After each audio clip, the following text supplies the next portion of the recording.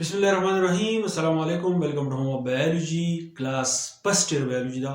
Chapter number 7 दे protist and पंजाई पदी के नम यो टॉपिक को पंजाई पंजाई द कम गुरु नो पंजाई न जो सर बुटे दे और पंजाई न जो सर एनिमल ले पंजाई द कम गुरु नो दा मुंत द प्लांट पर शांति खकारी खुदा प्लांट पर शांति दे नो जमारे खबर मतलब दा है कमुंगे दी लुक तो गुरु बस्तर को बनता उसने पंचायत से कॉल कई कल چې تاسو مشروم اگزامپل تاسو والی هغه د چې کله تاسو یې کول کوئ نو تاسو به چې دا بوټی دی خو هغه بوټی دی نو ځکه چې دننه د بوټي او د مشروم یا د پنجای معامله چې دا هغه دننه بدله ده نو پنجای چې دا تاسو زموږ سره په دریو شکلونو باندې چې دی هغه زموږ سره یو زموږ سره دی ملټي سیلولر کوم چې تاسو ته ښکاري بل په دې کې زموږ سره یونیسیلولر هم وي سوایي د یست نه خو زیاتره چې دی زیاتره په پنجای کې موسټلی دا ټکي چې دی موږ استعمالو چې موسټلی پنجای آر ملټي سیلولر او د ملټي سیلولر نه علاوه زموږ سره بیا یونیسیلولر چې دی هغه سوایي که تاسو د پنجای هیبیټیټ ته راشئ چې پنجای زموږ سره په کوم ځای کې نو یاد ساتئ چې کومه ځمکه زموږ سره لمجنی په کوم ځای کې زموږ سره سوری او کم ځای چې دی معمولی شانې ګرمي په هغه ځای کې سیوایي نو په هغه ځای کې پنجای چې دا خپل ګروت کوي یعنی مویسټ وارم اینډ ډیم پلیسز د وارم پیدا سره د وارم پیدا دا ده کله چې تاسو خوراک راوالئ تاسو په فریزر کې کیږئ په فریج کې کیږئ ستاسو خوراک بالکل محفوظ وي خو د هغې نه علاوه که فرض کړئ تاسو یو ډبل لوټۍ راوالئ هغه تاسو په کولاو ځای کې کیږئ چې په هغه ځای کې اوبه وغیره دا نه چې بس نارمل یو ځای نو په هغه ځای کې دا چل وشي چې په دې ډبل لوټۍ باندې پنجای خپل ګروت شروع کوي د پنجای روټس ته موږ هایپي وایو هغه اوس تاسو ته زه وایم چې هایپي چې دی هغه څنګه وي د پنجای چې کوم روټ هغې ته موږ هایپي وایو دغه هایپي دا چل کوي چې سیلونو ته ننوځي یعنی د پنجای چې کوم روټ وي هغه د سیلونو ته ننوځي او پنجای په هغې باندې چې دی خپل ګروت کوي نو دغه زموږ سره د څه ده چې دا په وارم ځای کې چې دی هغه زموږ سره زیاتره چې دی خوشحالي خو په کوم ځای کې ویر ارګینیک فوډ از پرزنټ په کوم ځای کې ارګینیک فوډ مطلب دا دی چې یو لیوینګ میټري یا یو لیوینګ باډي هغه مړ شوی انیملی یا زموږ سره پلانټي هغه راغوزار شوی نو دا پنجای په هغه ځای کې خوشحاله ځکه چې دوی ته ارګینیک فوډ چې دی هغه ته اویلیبل نو دوی ته د خوراک کمی چې دی هغه نه راځي که بل تاسو وګورئ دوه چیزو کوم پوینټ وایم په دې پوینټ باندې ځان پوه کړئ نو پنجای خپل خوراک څنګه حاصلوي نو پنجای زموږ سره هیټروټراپس دي په دې ځای کې دا د بوټو نه مختلف راځي مونږ وایو چې پنجای چې دی بوټی نه دی په کې یو ډفرنس دا دی فرق پکې دا دی چې زموږ سره کوم بوټی دی هغه اټروټراپ دی هغه فوټوسنتھیسس کوي هغه خپل خوراک په خپله تیاروي خو پنجای چې دا هغه زموږ سره هیټروټراپ ده هیټروټراپ مطلب دا چې دا محتاج ده بل لیوینګ ارګانیزم ته یا ډیډ ارګینیک میټر ده زیاتره ډیډ ارګینیک میټر ته محتاج ده د هغې نه خپل خوراک حاصلوي خو څنګه فوډ بای ابزرپشن دا په ابزرپشن باندې خپل خوراک کوي ابزرپشن مطلب دا دی لکه زه د پنجای نه هټ کر لاړ شم د انسان اگزامپل والم انسان خوراک وخوري د هغه په معده کې دا ډایجسټ شي د هغې نه بعد دا زموږ سره کولمو ته لاړ شي ابزرو شي خو یاد ساتئ پنجای خپل خوراک په دې طریقه باندې حاصلوي چې پنجای چې کله په ډیډ ارګینیک میټر باندې ګروت کوي نو دا پنجای دا چل وکړي چې د خپل جسم نه یو انزایم ریلیز کړي هغه انزایم نوم دی هایډرولایټیک انزایم دغه هایډرولایټیک انزایم دا چل وکړي چې دا پنجای په کوم ډیډ ارګینیک میټر له پاسه موجود دی نو دغه ډیډ ارګینیک میټر چې دی دا بریک ډاون کړي دا پارټیکل ته بدل کړي نو بیا چې د دې پنجای کم هایپایي کم روټ شي د دې روټ ته موږ هایپا وایو نو دغه هایپا دا چې وکړي چې دغه وړوکي پارټیکل چې دی هغه راکاږي او خوراک چې دی دا ابزرو کړي نو پنجای خپل خوراک په دې طریقه باندې چې دی حاصلوي اوس که موږ خوراک ته ګورو نو د خوراک په بنیاد باندې دا پنجای چې دا زموږ سره درې قسمه ده په دې کې یو زموږ سره دی ډیکمپوزر د ډیکمپوزر ته موږ دویمې نوم وایو سیپروټراپس ډیکمپوزر ته به زه په د پښتو کې یو لفظ ورکړم چې صفا کوونکي مطلب دا د ډیډ ارګانیزم چې دی هغه مړ شو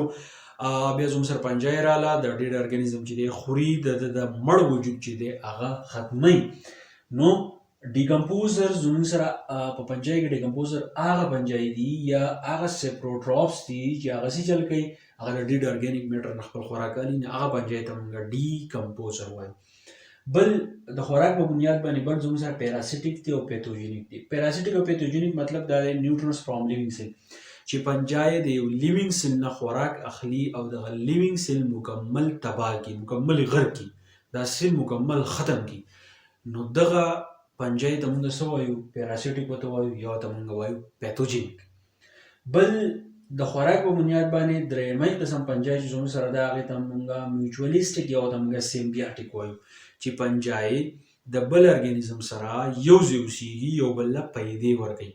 بعضې پنجای داسې دي چې هغه د بوټو سره یو ځای اوسیږي، د بوټو له نیوټرنس ورکوي، او دا پنجای دا چل کوي چې د دغې بوټو نه نیوټرنس سالي یو بل له چې دی پیدا ورکوي. نو دغه زموږ سره میوچولیسټیک یا سیمبیاټیک ده. خو زه به دا ووایم چې پنجای انټرمایټ سټمک. اوس دې کې دا چل دی وایي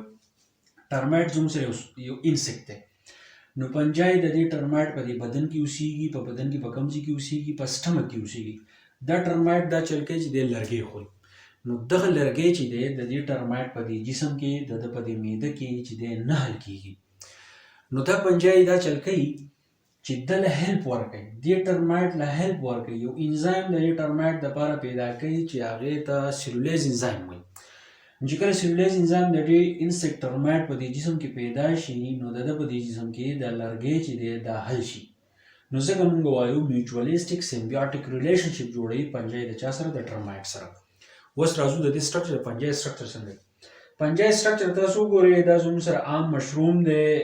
د مشروم د سټرکچر ته چې کله موږ وګورو، د مشروم چې کوم روټس سي، بیا دا روټس چې دی په دې کې زموږ سره د تارونو په شان، د ویښتو په شان داسې نیغ نیغ څیزونه تلي،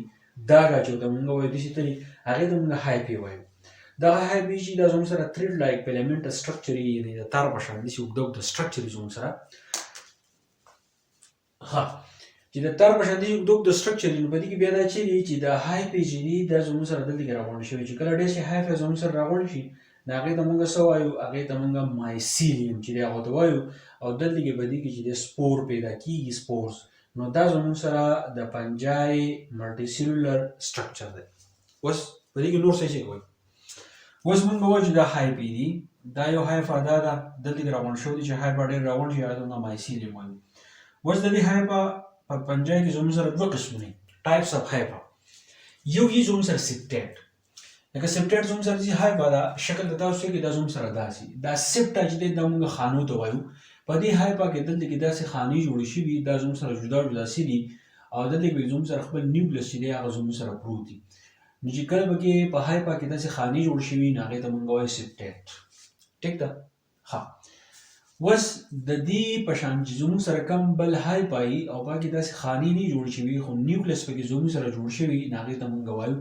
اسیپټیټ. نو دوه قسمه هایفا دي زموږ سره، سیپټیټ او اسیپټیټ. سیپټیټ هغې ته وایي چې پکې زموږ سره خانې جوړې شوي، اسیپټیټ هغې ته وایي چې پکې زموږ سره خانې چې دی نه جوړې شوي، دا داسې فیلامنټس فارم کړي. اوس دوی خپل خوراک چې دی هغه څنګه اخلي؟ خپل خوراک دوی داسې الي، که فرض که زه اګزامپل والم د پیراسیټیک یا د پیتوجینیک پنجای اګزامپل زه والم چې دی خپل خوراک څنګه الي. خوراک دی داسې الي، که فرض که دا زموږ سره یو پنجای د زموږ سره او د دې کومه هایپا چې ده هغه دې سیل ته چې دی داسې راننوته. ټیک شو؟ دا هایپا دې سیل ته چې دی راننوته، او دا هایپا په دې ثابت سیل کې چې دی داسې خوره شوه، دې طرف ته دې طرف ته دې لاندې طرف ته، او دا سیل چې دی دا یې مکمل ختم کو. نو دې قسمه پنجای ته موږ څه وایو؟ پیراسیټیک او پیتوجینیک. ځکه په اوله کې ما تاسو ته ووایي چې دی به سیل مکمل ختموي، مکمل به تباه کوي، غرقوي به، بالکل به ختموي. نو دا زموږ سره پیراسیټیک پنجای ده. که زه د میوچولیسټیک او د سیمبیاټیک اګزامپل زه والم، نو هغه زموږ سره داسې چې دا زموږ سره یو هایفا ده، هغه دې سیل ته راننوته د سیل ممبرین ذریعه باندې. خو دا هایفا چې ده دې زموږ سره چې دا کم دا وال دی زموږ سره د دې سیل، دې سیل ته چې دی څه نه وایي، لکه دې طرف تاسو کې دې ته هم څه نه وایي، دې ته هم څه نه وایي، او هایفا چې دی په بره باندې ګروت کوي. یعنې نو دا زموږ سره اګزامپل دی د چا؟ د میوچولیسټیک یا د سیمبیوټیک پنجای. او دا هسټوریا ټکی چې ما لیکلی دی چې کله دا سیل مکمل ختمیږي، نو دا هسټوریا چې دی مونږ بیا د دې لپاره چې دی مونږ استعمالوو. نو دا پنجای هیبیټیټ په کوم ځای کې دی، خوراک څنګه حاصلوي، څو قسمه دي، سټرکچر یې څنګه دی، بیا د هایفا قسمونه څو دي، او خپل خوراک چې دی په کومه طریقه باندې چې دی اخلي. نو دا د پنجای په باره کې لږ شان د انټروډکشن و. په دې چپټر نمبر 7 کې موږ مخکې ځو